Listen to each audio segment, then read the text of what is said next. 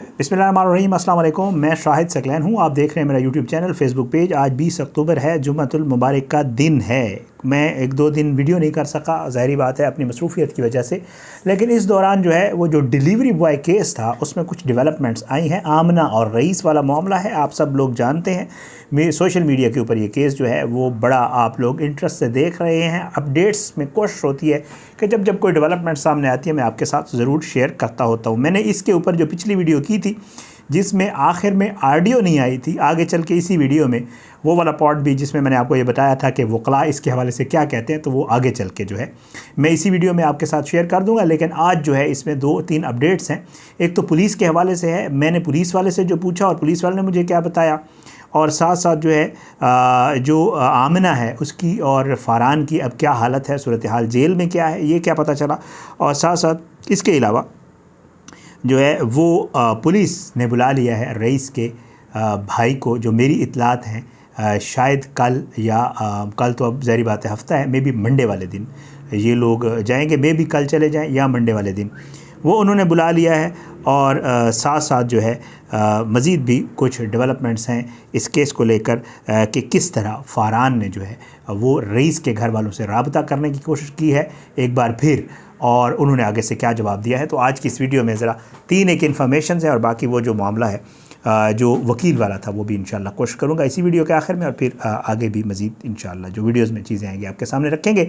आपसे वही दरख्वास्त कि अगर आपने अब तक मेरा यूट्यूब चैनल सब्सक्राइब नहीं किया, मेरे फेसबुक पेज को लाइक नहीं किया, यूट्यूब चैनल को सब्सक्राइब करें, फेसबुक पेज को लाइक करें, वीडियोज़ को लाइक शेयर किया करें और फेसबुक पेज फॉलो करें। अपना फ़ीडबैक आप हमेशा देते हैं, दिया करें, हमारे लिए बड़ा मैटर करता है और मैं बहुत शुक्रगुज़ार हूँ। आप वीडियोज़ का इंतज़ार करते हैं और मैसेज करके पूछ रहे होते हैं और कमेंट्स में पूछ रहे होते हैं कि आपने वीडियो क्यों नहीं की। बहरहाल जी आते हैं उस मामले की तरफ। आपको पता है कि ये दोनों मुल्ज़िमान जिन्होंने एक हीनियस क्राइम किया था, एक 23 साल लड़के को बेदर्दी से कत्ल किया था, ना सिर्फ कत्ल किया बल्कि उनको जला भी दिया। ये लोग पकड़े गए। पकड़े जाने के बाद पुलिस ने इन्वेस्टिगेट किया, जो कुछ बरामद किया जाना था वो किया, लेकिन कुछ चीज़ें रह गई। अलग वीडियो करूँगा इसके ऊपर।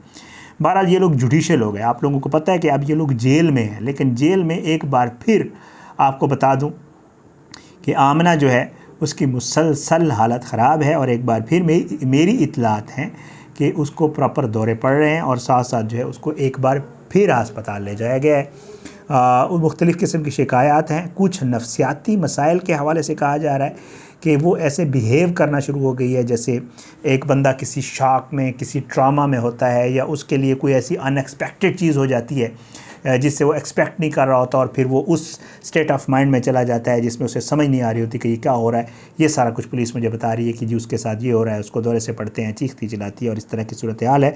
तो वो जो है एक बार फिर उसको हॉस्पिटल ले जाया गया था, जहाँ से थोड़े बहुत ट्रीटमेंट के बाद उसको वापस जेल लाया जाता है, लेकिन उसकी हालत नहीं संभल रही है अस्पताल से। आज की जो डेवलपमेंट है जेल से जो है वो ये है आमना और फ़रहान के मामले को लेकर, स्पेशली आमना की तबीयत को लेकर वो ठीक नहीं है। आमना इस दौरान आपको पता है मुलाकातें भी हुई हैं, कुछ मुलाकातें हुई हैं गुज़श्ता रोज़ भी और इससे पहले भी, उनके हवाले से भी इंशाल्लाह मैं इन्फॉर्मेशन ले रहा हूँ। मुलाकातों का मुझे पता चल गया, लेकिन उसमें हुआ क्या कुछ है वो भी आपके सामने ज़रूर रखूँगा।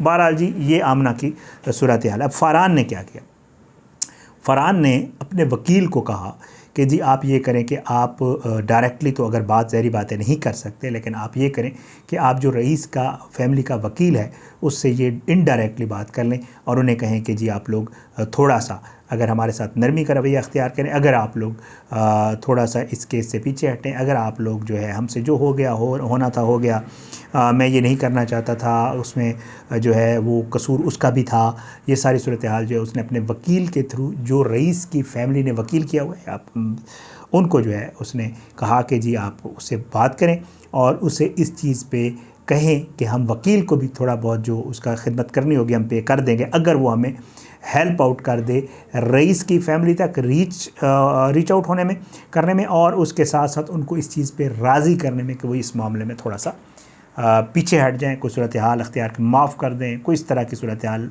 किसास ले लें, कोई इस मामले पे आ जाएं। तो जो आगे से रईस की फैमिली का वकील है उसने रईस के घर वालों से बात की।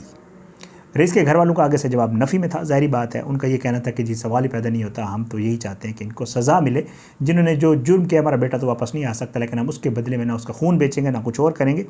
बल्कि हम ये चाहते हैं कि हम इस केस को चलाएं, ट्रायल हो और इन मुल्ज़मान को सज़ा हो। और ज़ाहिर बात है रईस की माँ और रईस की फैमिली तो ये कहती है कि ये लोग फांसी लग जाए, ज़ाहिर है। बहरहाल जी, उसके बाद जो रईस की फैमिली का वकील है उसने फ़रहान के वकील को जवाब दिया कि ऐसी कोई पॉसिबिलिटी नहीं है, क्योंकि उसने आगे से क्या कहा वो भी आपको बता देता हूँ। क्योंकि जो रईस की फैमिली है उसके शायद भाई और वो लोग डायरेक्टली, उसके वकील ने कहा कि वो मेरे साथ डायरेक्टली लिंक्ड है, मेरे से डायरेक्ट राब्ते में होते हैं। लेकिन इनकी एक फैमिली है जिसमें बहुत सारे इनके कज़न्स वज़न्स हैं, तकरीबन कोई बताया जा रहा था 100 से 150 के करीब इनके फैमिली मेम्बर्स मेल हैं। तो उसके वकील ने कहा कि जी ऐसी पॉसिबिलिटी नहीं है कि जी इन 1-2 बंदों को तो राज़ी करना इट्स ओके, बट 100-150 बंदों को राज़ी करना मेरे लिए पॉसिबल नहीं है। तो इसलिए अभी तक की जो सूरत हाल है वो यही है कि उसकी फैमिली मानने के लिए तैयार नहीं हो रही, और ये सूरत हाल जो है वो वहीं पे ही अटकी हुई है और वो मानने को तैयार नहीं है। ये थी सूरत हाल जो फ़रहान ने रब्ता करने की कोशिश की थी और कोशिश की थी कि शायद ये मामला सॉर्ट आउट हो जाए। ये दूसरा हो गया। अब आता हूँ तीसरे मामले की तरफ। तीसरा मामला ये है कि अभी तक जो मेरी इत्तलात हैं वो ये है कि अभी तक पुलिस जो है वो इस मामले को लटकाए जा रही है, और अभी तक जो DNA रिपोर्ट आनी थी उसका भी इंतज़ार हो रहा है। अभी तक कुछ फोरेंसिक की रिपोर्टें आनी थी उसका भी इंतज़ार हो रहा है। पुलिस ने चालान जो है वो तैयार किया, लेकिन पुलिस का चालान मुझे उस दिन कहा था राना साहब ने कि जी हमने चालान जमा करवा दिया, लेकिन चालान जो है प्रोसिक्यूशन ब्रांच नहीं पहुंचा है अभी तक। तो इसलिए पुलिस ने फ़िलहाल चालान भी रोका हुआ है। शायद वो इंतज़ार कर रहे हैं कि फोरेंसिक रिपोर्ट आ जाए, DNA रिपोर्ट आ जाए शायद, लेकिन डिपेंड करता है। अब जो रईस की फैमिली थी उनका ये मौक़िफ़ था कि जी जो अपना ये आप इन्वेस्टिगेशन कर रहे हैं उसमें आप हमें ऑन बोर्ड नहीं ले रहे, आप हमें एतमाद में नहीं ले रहे, और इस चीज़ की दरख्वास्त लेकर बाकायदा तौर पे रईस की फैमिली गई थी कोर्ट में भी, आपको याद होगा।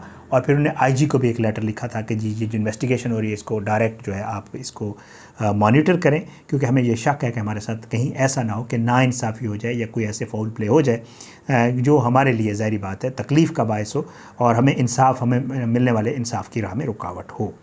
जिसके बाद ये हो गया है कि पुलिस ने जो है वो बुलाया है रईस के भाई को और उनकी फैमिली को। अब उन्होंने आज मुझे, क्योंकि दिन में ये पता चला था कि उन्होंने बुलाया है, मुलाकात उनकी बताया ये जा रहा है कि मे बी कल या मंडे, डिपेंड्स। ये कोई पुलिस से उनकी मुलाकात होने वाली है जो रईस की फैमिली वाले हैं। पुलिस उनको इन्वेस्टिगेशन के हवाले से कुछ कहना चाहती है, केस के हवाले से कुछ खबर देना चाहती है, कोई और डेवलपमेंट बताना चाहती है, डिपेंड करता है। बट उन्होंने मुलाकात के लिए बुलाया और ये नहीं बताया कि वो क्यों बुला रहे हैं। तो अब जो रईस की फैमिली वो रेडी हैं जाने के लिए, और वो जाके जो है पुलिस से मुलाकात करेंगे और बाकी जो चीज़ें होंगी वो उसके हवाले से उनसे बात करेंगे। यहाँ तक थी ये सिचुएशन। अब मैं आता हूँ उस बात पे जो उस दिन मेरी ऑडियो जो है वो पता नहीं उसका कोई टेक्निकल प्रॉब्लम हुआ था, अपलोड करते हुए शायद चली गई। मुझे आप लोगों ने मैसेज किए फिर जब जो मेरी टीम फेसबुक पे लगाती है वीडियोज़, उनने मुसद्दिक भाई ने मुझे कॉल की, उन्होंने कहा यार शायद भी आपकी तो ऑडियो है ही नहीं आगे। तो फिर मैं भी ज़ाहिर बात है क्योंकि उस वक्त तक फिर आप लोग वीडियो देख भी चुके थे, चल भी रही थी, तो फिर मैंने उन्हें कहा कि फ़ेसबुक पे आप इसका पेज का वो वाला पार्ट जो है वो काट दें जिसमें ऑडियो नहीं, और फेसबुक पे फुल ऑडियो जितने तक है वहाँ तक अपलोड करें। बहरहाल वही हुआ। उस दिन टेक्निकल प्रॉब्लम आ गया था। मैं आपको ये बता रहा था कि जी आमना जो है उसकी जो तबीयत ख़राब होती है उसमें 2 पॉइंट ऑफ व्यू हैं लोगों के, जो वकला बिरादरी है, जो डॉक्टर्स हैं मुझे जो बताते हैं वो ये है। वकला बिरादरी ये कहती है कि जी अक्सर मुजरिम ऐसे करते होते हैं, वो अपने आप को मतलब अनस्टेबल शो करने के लिए, मेंटली अनस्टेबल शो करने के लिए और रिलीफ लेने के लिए इस तरह के मामलात करते होते हैं। जो मैंने आपको आज भी बताया कि जी वो इस तरह के कुछ उसको दौरे पड़ रहे हैं और वो कुछ ऐसे एक्टिंग कर रही है एक्टर्स की तरह। तो वकला ने मुझे ये बताया कि जी ऐसी पॉसिबिलिटी है कि ये दौरे ना पड़ रहे हो, डिपेंड्स। और ये उनका ये कहना था, ये उनका तजिया था, सारी बात इन्फॉर्मेशन तो नहीं थी।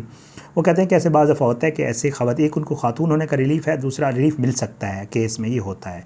दूसरा वो ये बताते हैं कि जी ये भी पॉसिबिलिटी है कि जब आप ये शो करा दें या कहीं किसी रिपोर्ट में ये आ जाए कि इस शख्स का ज़हनी तवाज़ुन ठीक नहीं है, या ये शख्स जो है इसके कुछ ऐसी बीमारी है जिसकी वजह से इसको ये मसाइल होते हैं, तो फिर उसमें केस में रिलीफ मिलता होता है। तो मे बी वकला का ये ख्याल है कि जी डिपेंड करता है कि जी इस तरह का ये मामला करके आमना अपने आप को बचाना चाहती हो। तो ये एक पॉइंट ऑफ व्यू वकला का है।